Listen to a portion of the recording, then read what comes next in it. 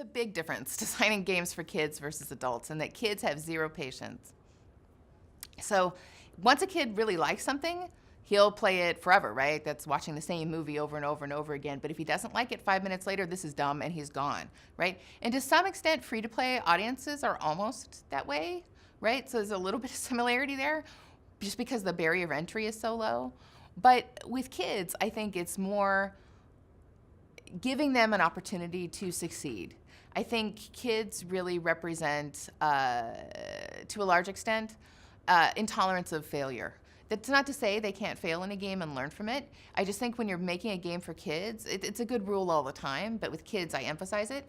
You need to make sure when the player fails, he absolutely understands what he did and how it can be different next time, right?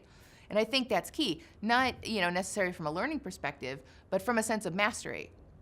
So if I failed this jump 3 times, I can myself figure out what I'm doing wrong, and then when I do make that jump, I feel great, right? That feeling of feeling great is what you're going for, and if the player can't understand what he did wrong, he'll never get to the great on the other side. He's just going to leave in frustration. So I think that's true overall for games, but for kids, I think it's especially important because there's so much frustration in their daily lives, I think. When you're younger, there's so many things that you just can't control, that this game you really want to like, that has a character you really like because you saw him in a movie and you really want to do it, right? You don't want that to end with, oh, and I'm just not good enough to play this game. You want it to end in success.